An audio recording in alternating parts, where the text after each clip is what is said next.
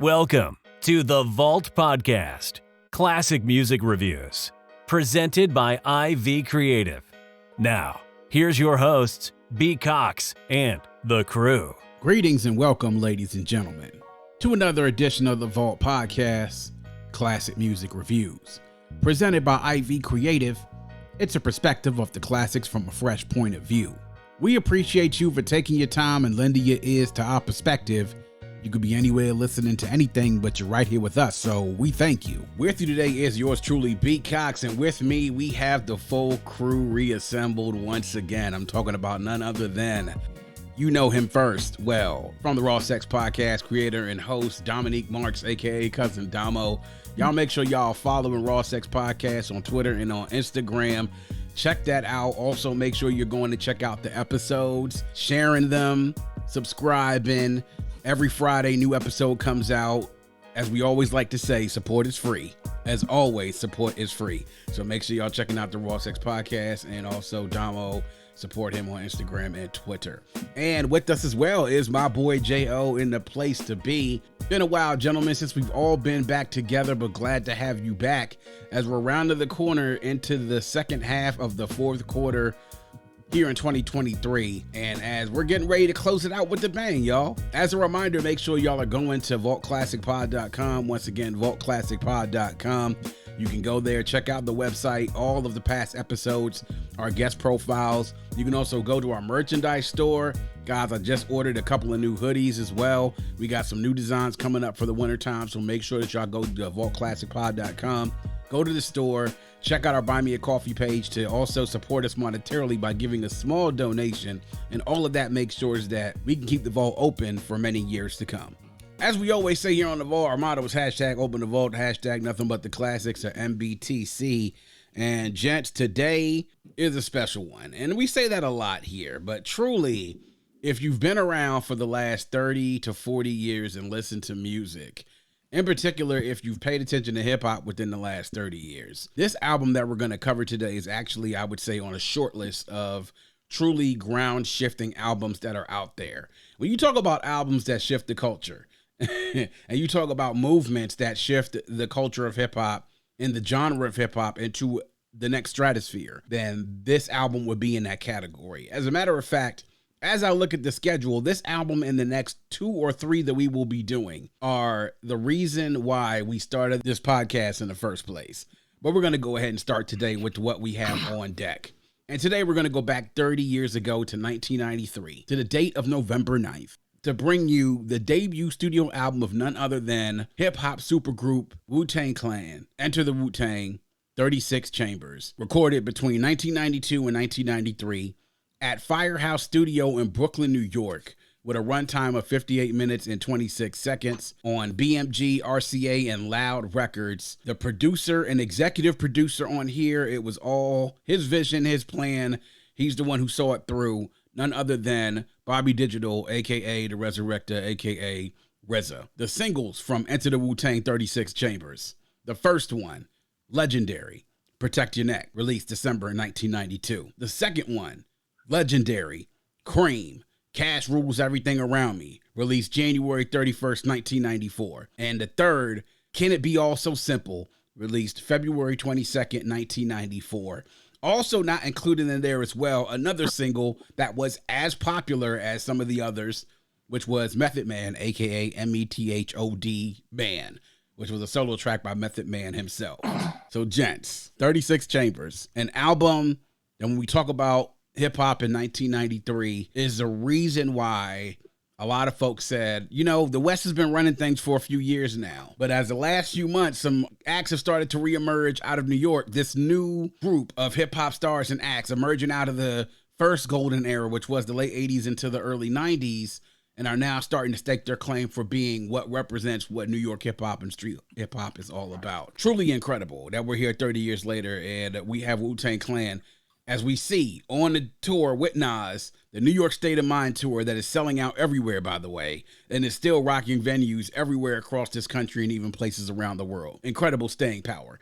For people who don't understand what the title actually means, it is a play based on supreme mathematics. And That is the part, of course, of 5% philosophy, which many of the members of Wu-Tang Clan were members of the 5% Nation of Gods and Earth, which is a sort of a sect of Islam. And it attaches the number 9, that is the meaning to bring into existence. And Wu-Tang Clan was made up of 9 members, each of whom has 4 chambers to the heart.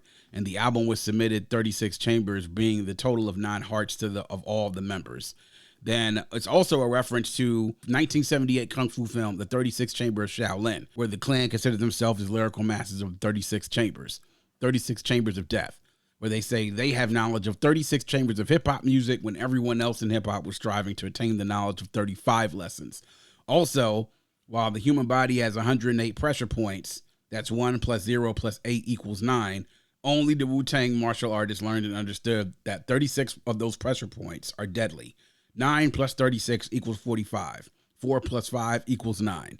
So, the lyrics and the rhymes of the 9 members are considered to be as the 36 deadly lyrical techniques for pressure points. Advanced stuff right here. Make sure you're following along. If I didn't lose you, then just let me know. But again, if you're up on that stuff for Supreme Mathematics, these are the things that made Wu-Tang so dope, because they mixed so many different themes in their music. It was martial artists, it was martial arts movies, it was classic soul, it was also Supreme Mathematics and 5% philosophy, along with all the street stuff that they were talking about as well. That's what made this story so compelling.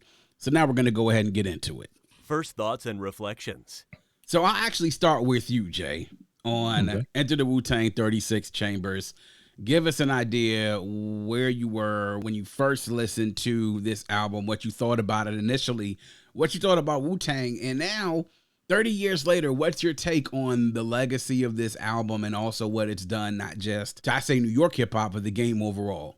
Yeah, man. Thinking back, because I think the first joint I probably heard off of the joint was like the Method Man joint, METHOD, man. Yeah. And actually, might have heard on the radio once, but then saw it on a show called Uptown Comedy Club. Like, I don't know I guess it's like one of the things, like, I'm showing my age, and if you know, because it wasn't hugely popular, but funny as hell. Right. So, like, they performing that joint on there. I'm saying it's like Method Man. I'm saying it's about one person, obviously, but then it's like 80 bams on on that small ass stage, like just bumping each other, like slam dancing shit, like, okay, oh, you the one with the mic, okay, you know what I'm saying? It's you. Like, I don't know how they kept the joint organized, but like, you know what I'm saying? They rocked the joint, but then they followed, you know what I'm saying? I heard C.R.E.A.M and then bought the joint, but again, remember this is like a pivotal time, because like it's the end of 93 and all these other bangers are coming out, and then like at the same time, West Coast hip hop is still like the order of the day. Yeah. So listen to this joint. Oh shit, it's like something, it's different. It's like grimy. It's like that street shit. You know what I'm saying? Yeah. West Coast shit can be street, but it's like, it showcased like the East Coast street style and everything like that. So yeah.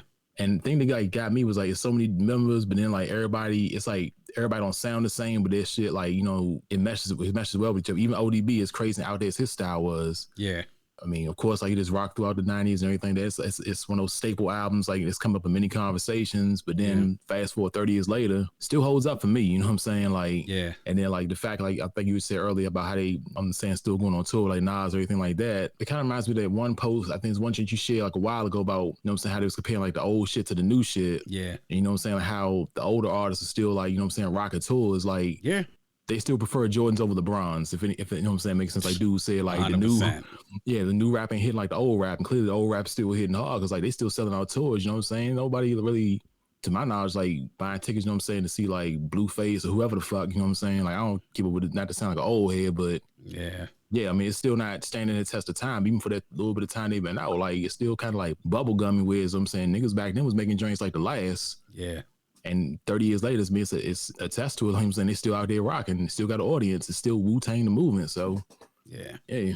Wu-Tang the movement. That is something, man. It is. And to speak to your point, Jay, West Coast was still running things at this time still, but there was a movement that things were changing, that the winds were changing. Like we talked about Enter the Stage and that review that we did about Enter the Stage. And now that joint, man, we talk about like the sound, how this new trend of New York rap. It wasn't just like the late 80s where you had Rakim and Public Enemy and you had the Special Eds and you had Big Daddy Kane's and Cool G Raps, everybody from Digging in the Crates.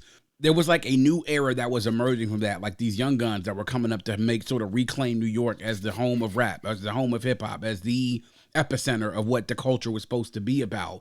And it did give you a little bit of a different perspective of what you got from West Coast hip hop. So the contrast was important though, because variety was good. And regardless of many of y'all, what y'all think now, how music is, variety was always good. And that was a prime example of that back during that time period.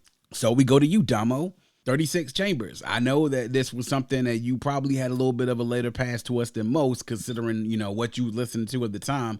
But give us an idea when you listened to the album in full, and then what you thought about it, and now 30 years later, what you think about it, and now how the legacy of it, basically, how it stands. It's funny. Emmanuel made me listen to 36 Chambers. Oh, wow. He did.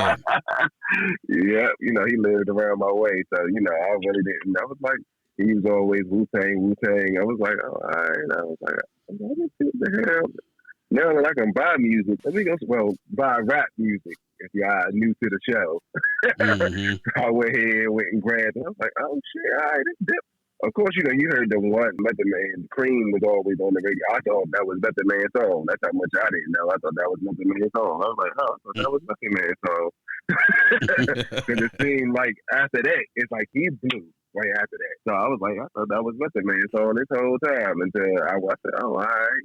I said, okay, now I can see why he running around here shouting Wu-Tang shit all the time. So I was a little late. So I was, probably a lot of late. 93, I'm 10. Definitely didn't hear it. It's probably about 96.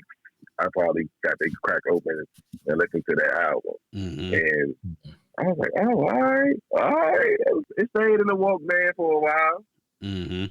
Yeah. It was definitely something, and you know, going back listening to it, it's still, like Jay said, it's the test of time, and that's what classics do. They stand the test of time.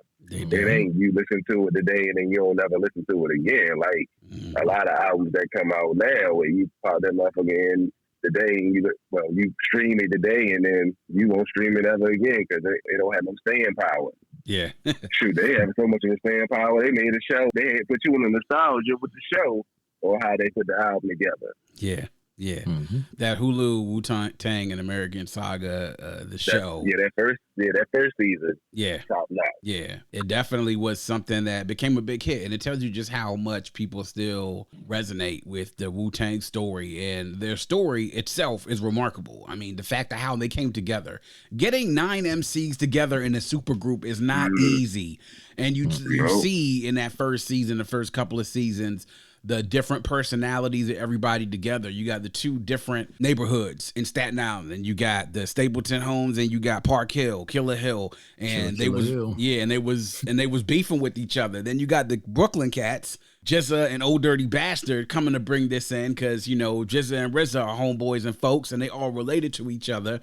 And to be able to make this come together was amazing. My take on this was I listened to the album in full for the first time like in 1994, and this was right after I was getting ready to leave elementary school. I knew I heard something special when I listened to it, and guys who I know who would only listen to go-go, older guys that would only listen to go-go were pumping this joint heavy.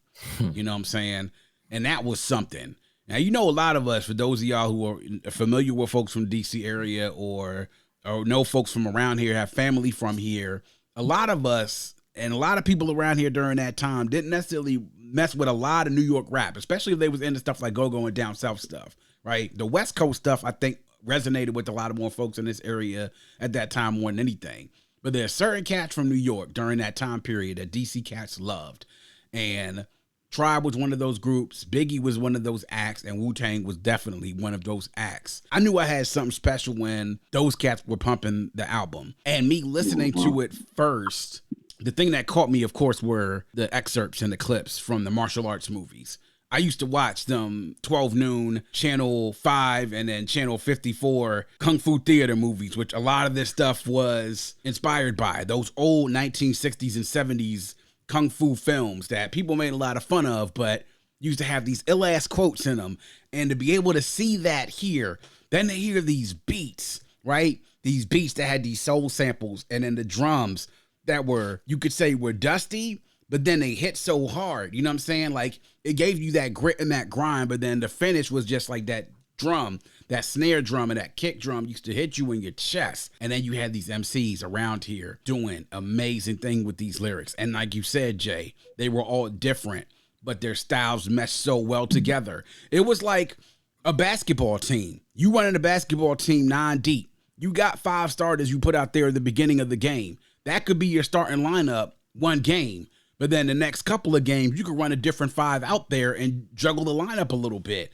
And if you got to put people on the bench and then bring somebody else in, there's not really a drop-off from the first team to the second team. That was what we got on this album. Everybody, I think, at least appeared on at least 2 songs. That just shows the versatility that you could throw any 2 or 3 or 4 MCs on a track and it would just completely hit. And then to hear those samples, then to see the street tales mixed in with the 5% philosophy, all that stuff being mixed in really gave you a point of differentiation to be like, damn, this is different and this is dope. And then let's also talk about the fact that RZA kind of pulled all this stuff together, right? That he pulled all of this together. We talk about what producers do. There's beat makers and then producers. RZA was a hell of a beat maker, but he probably was even better producer. To be able to craft and solely craft the vision of this album and the direction of it, to truly be a producer in that sense where he put this project and tied all the parts together and sewed it into a nice blanket. Insane. Absolutely insane. And then let's also talk about what the legacy of this is. 30 years later, tours continuing to sell out. You also see how popular they are. A clothing line which came out of this, which was wildly successful in the 90s and continues to be very nostalgic for a lot of us during that time.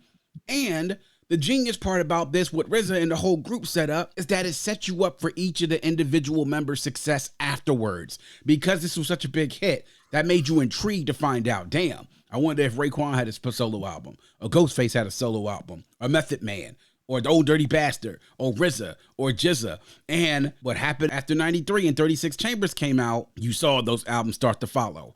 And then that all led into the second album, which was Wu-Tang Forever, about 4 years after this came out. Wu-Tang struck a chord with so many different groups of people. It was potheads, guys on the edge, the counterculture folks. You had mainstream folks. You had the white folks. You had the rappers, you know, the people who were deep into doing hip hop culture for themselves as artists, producers, crate diggers, so many different facets of life. People were into this group. And that was the reason why they hit so hard. So when this album came out that was so different, unique, but then so dope at the same time, it was nothing that you could deny. And 30 years later, here we are still talking about it. An album that just last year was put into the Library of Congress to be culturally important for its aesthetics and also its quality. Not many hip hop albums are actually in the Library of Congress for that. So that alone speaks to the sort of importance that it has. And this 36 Chambers album was something that was dope back then. And even now to this day, you can play it through and not have a worry or care about whether or not something's going to be whack. Highlights and lowlights. So I'll start with you, Jay. Highlights and lowlights. What do you have for highlights on 36 Chambers? Sure, man. I really say the whole joint, but I'll just say the ones that really stand out for me. Of course, Bring the Ruckus, C.R.E.A.M, of course, Wu-Tang Clan, Nothing to Fuck With, Protect Your Neck. I just love it for what people just done. Like trying to spit over that joint for myself is just it's just an experience. Yeah. Can it be also simple? And I don't think I said 7 Chamber, but yeah, 7 Chamber would be my highlights. Yeah. The end out, man, that joint to pretty much have, like, I would say your best spitters on there doing their thing. Indeed. So, Damo, your highlights and lowlights, what about you? I listened to it twice, 3 times actually. I listened to it again. I listened to it twice when you said it, and then I listened to it one more. There ain't really no lowlights on here. Like, you know how I be messing with like, man, I put on this old song. I either fell asleep or I was skipping through. I actually hit the back button a couple of times to hear it, so I was like, oh shit, you say that? Okay, dude. So it really ain't no low lights to me on this album. It's still the same feeling. It's great music, great rhyme. You know what I'm saying? So all of that, no low lights. Highlight, it's the same as Jay said. And I was like, oh, he forgot 7 Chambers. He came like, I don't think I said so. Like, damn it. So that's the only thing. Other than that, it's the same highlight. Yeah. True. Oh, so I actually forgot. I didn't answer low light one. My fault. So might be Method Man. I might add Method Man. Okay. As a highlight. Yeah. I forgot about a low light I didn't mention, so my fault. I didn't interject there like that, but and I've said this like plenty of other times before. Like, and it goes to the mystery of chess boxing. Just know the fucking killer priest fell asleep and couldn't be on that shit. But. Yeah, it's wild, man. That's crazy, man. That's just yeah. Nah. That's something that I think we're all wondering what Lord. Wu-Tang would have been like had we had Killer Priest instead of Master Killer. Now, to be fair, Master Killer to me wasn't too bad on this joint, but you know, Killer Priest. Yeah, ain't no Killer Priest. We know that for fact. You know what I'm saying? Having Killer Priest on Mystery Chess Boxing would have been epic, I'm sure. Man, craziness. So my highlights on this, man. First of all, to begin the album with that Kung Fu movie sample with Bring the Ruckus. I mean, that's to me what really set the album off, man, when Bring the Ruckus came on, dog. Yo, Slap. Talk about a perfect beginning track for an album to set the stage on there. Bring the Ruckus is amazing. Absolutely amazing. First of all, before I get into the rest of my highlights, how many people sampled this shit to make shit for their songs, right? Protect Your Neck probably has 5 to 6 samples that I counted listening to it this week. Like, damn, somebody sampled this joint in a song that I know, you know? And it wasn't hard for me to recall either which songs those were. When you have great material that people sample they shit, yeah, you got it, dog. Like, you absolutely have it. But to go on the rest of my highlights, Shame on a Nigga. Can It Be So Simple? I mean, that sample, man, goodness. It's still, to me, just amazing, like that sample. And hey, Ghost and Ray be able to kill that shit. Wu-Tang Clan ain't nothing to fuck with. I mean, come on, dog. Dak, Method Man, and RZA, and then RZA shouting out at the end. Talked about his people out there, Maryland, Baltimore, out here, Morgan State. Cice in the alma mater, absolutely. So I'm always going to have props to that. But that shit is just a hard-hitting track. That beat with Wu-Tang Clan ain't nothing to fuck with. Just... come on, dog. It's just crazy. C.R.E.A.M. People talked about when you say what is the most New York hip hop song ever. Peter Rosenberg said this, and I saw this on Instagram. I don't know if you saw it, Damo, but he said that Shook One's Part 2 is probably the most New York hip hop song ever. And I said, well, I would fair to venture that I think C.R.E.A.M gives it a little bit of competition, right? But it is, because it's a classic track. I mean, when you talk about Wu-Tang and talk about tracks about Wu-Tang, this may be one of the 3 tracks that people first bring up when you talk about that. Awesome. That first verse by Raekwon sets things off perfectly. Protect Your Neck, man. Don't even get me started, bruh. This might actually be my favorite track on the album, because that beat, like you mentioned, Jay, goodness gracious. Did everybody go in on that joint? Yes, they did, including ODB. Got his man. First things first, man. You're fucking with the worst. Oh, man. Just that is Wu-Tang to me at its finest, at Protect Your Neck. And then a sleeper track for me on this is Tears. You know what I'm saying? Because that sample with Tears, oh, man. You just switch up from the hook into the bars and the lyrics with the verses. That's just RZA right there, dog. That is RZA, like taking a beat and being like that vision. You taking a beat and having an idea for a song and giving it a life and letting it grow legs and run, dog. Like, many people will probably not mention Tears, and you might even forget about it. But to me, oh nah. And Ghostface on that joint, dog, doing his thing, bro. Like, come on.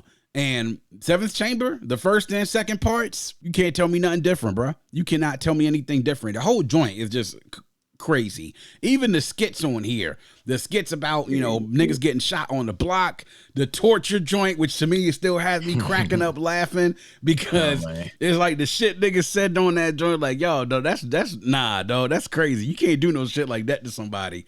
This album is just, it's crazy. The way all this shit came together in less than an hour, over 12 tracks. And it wasn't something like y'all said, you going to skip. No, you going to press the button back, if anything, to go run a track back one more goddamn time before you head back to the next joint, man. Absolutely wow. And so no low lights on here for me, for real. I mean, honestly, like you talked about, Jay, we would have preferred to have Killer Priest rather than Master Killer. But, you know, hey, look, Mystery of Chess Boxing still went over well. I thought it went over pretty well. Even You God, who a lot of people will say is probably one of the weaker. I hear Damo laughing because I know he's not a fan of You God. He almost like I wouldn't even want to take it there. I left it off the table for Killer Priest. Yeah, so yeah, I know Damo feels sort of way about You God like I do about Master Killer. So, but anyway, no low lights though, for real, for me, man. It's just like, come on, dog, it's crazy. And then even to take the concept of it, tracks 1 through 5 are referred to as the Shaolin Sword, while tracks 6 through 12 are referred to as Wu-Tang Sword. On the regular releases, the tapes and the CD. So when you had that side, tracks 1 through 5, and then 6 through 12 on that tape, stop that tape, flip it over, you're on a whole nother side that has another title and a different motif and theme to it. Notable quotables. So notable quotable, guys. What do y'all have for your notable quotable? I'll go ahead and start with you, Jay. What you got? The one that comes to mind immediately is RZA's verse on 7 Chamber. Okay. You getting stripped from your garments, boy. Run your jewels at the meth. Got me open like fallopian tubes. I bring death to a snake when you least expect. Ain't a damn thing change, boy. Protect your neck. Ruler zigzag. Zigzag jam is fatal. Quick to stick my Wu-Tang sword right through your navel. Suspenseful. Being brought through my utensil. The pencil. I bring strong winds up against you. Havoc. Then run through your counter like the Maverick. Caps through the tablets. I got to make the fabrics. Like, yeah. Basically, Meth's first on Protect Your Neck. Okay. Yeah. It's the Method Man for sure, Mr. Meth. Moving on your left. Set it off. Get it off. That'll off like a gat. I want to break food. Cock me back. Small change. You're putting shame in the game. I take aim and blow the nigga out the frame. And like fame, my style will live forever. Niggas crossing over like they don't know no better. But true, but I do. True, can I get a sue? Enough respect due to the 1-6. Ooh, I mean, yo, check out the flow like the Hudson on PCP when I'm dusting niggas off because I'm hot like sauce. Smoke from the lyrical blunt like speed, like that call sound. That shit just exactly. yeah.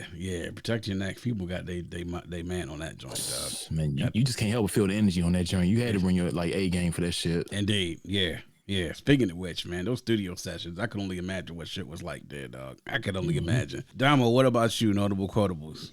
I actually went from Protect Your Neck, but I actually went ODB. Okay. Okay. First things first, man, you fucking with the worst. I'll be sticking pins in your hand like a fucking nurse. I'll attack any nigga who's slack in his back. I'm fully packed with a fat burger stack. Shame on you when you step with your old dirty bastard straight from the Brooklyn Zoo. And I'll be damned if I let any man come to my center into the winter straight up and down. That shit is packed jam. You can't slam. Don't let me fool on him, man. The old dirty bastard. H-Town unique rolling with a night of creeps. Niggas be rolling with a stash. Ain't saying cash. Fight my style, I'll bite your motherfucking ass. He did get off on that joint. Yeah, he did. Yeah, he did. He did. He got off on that joint. We did. I had to go back and say, ODB got off on this one. Oh, yeah. Shame on you when you step through to the old dirty bastard straight from the Brooklyn Zoo. Line so nice, he turned it into a song. So we got a recurring theme because my shit is from Protect Your Neck too, and it's Deck's verse. You know what I'm saying? First verse on the air. Like I said, Deck is the best leadoff hitter when it comes to verses in hip hop from the 90s up until a certain point, and you can't convince me otherwise. I smoke on the mic like smoking Joe Frazier, the Hellraiser, raising hell with the flavor, terrorize the jam like troops in Pakistan, swinging through your town like your neighborhood Spider-Man. So, tick tock and keep ticking while you get to flipping on the shit that I'm kicking. The Lone Ranger, Code Red, Danger, deep in the dark with the art to rip charts apart. The Vandal, too hot to handle your battle. You're saying goodbye like Tevin Campbell. Roughneck, inspect the decks on the set. The Rebel, I make more noise than heavy metal. I mean, come on, man.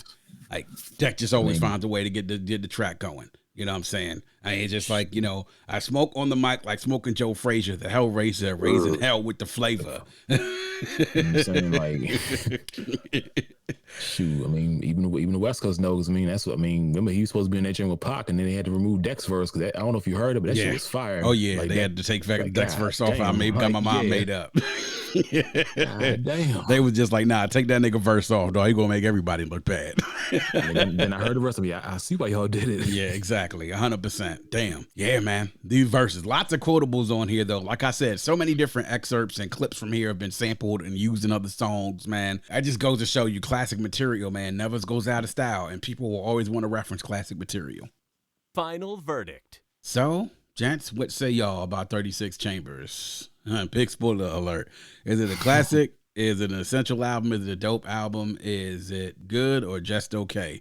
I'll go ahead and I'll start actually with you, Damo. What you say? Classic. Always will be a classic. You say it's up in the library, and where is that? Library of Congress. Hey, that lets you know how much of a classic it is. And, you know, hey, it's always going to have playback. And they're going to continue to steal music from it. That's how you know it's a classic. Exactly. Jay? Man, I say classic, essential, an essential classic in my opinion. Like, yeah. The reason Dom was the same, and then like just like looking at it from like making beats and everything like that. Man, I stay coming back to this joint for nothing else for like how did RZA do this, how did RZA do that, man. So right. like and I think you were saying earlier how like it had something for everybody. And plus, like you said, Library of Congress, man, like how can it be anything else but a classic? Yeah, exactly. And for me, it's a classic. I mean, come on, let's talk about like just what this did. This helped to launch what a lot of people call the East Coast Renaissance, right? That's what it did in the 1990s. I mean, we talked about Enter the Stage. Enter the Wu-Tang is right there with it, along with Midnight Marauders, along with Ready to Die, along with Illmatic, along with The Sunrises in the East. You talk about a sound that was being developed in New York at that time. This helped to cement the sound, really, of our coming of age years, fellas. Like, to be quite honest, this helped to develop a certain sect of that sound.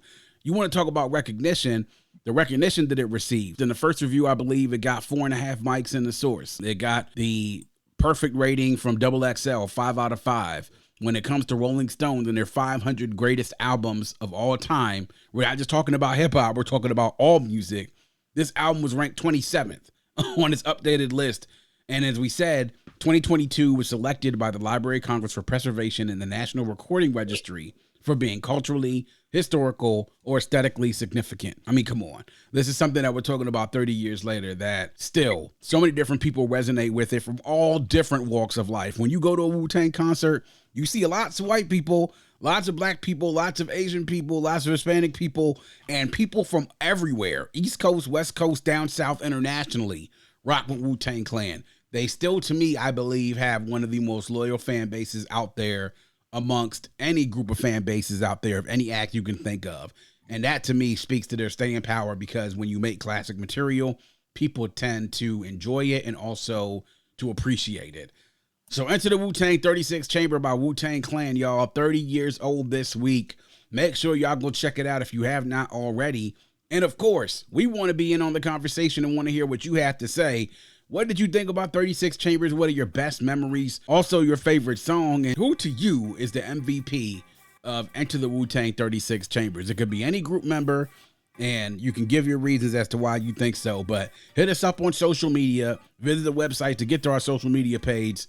Let's talk about it and continue the conversation. And that is going to wrap up yet another edition of The Vault. Please make sure you are visiting us at vaultclassicpod.com. That's vaultclassicpod.com. There you can learn more about the show, check out our past episodes, join our mailing list, leave a review, or if so inclined, you can leave us a voice note.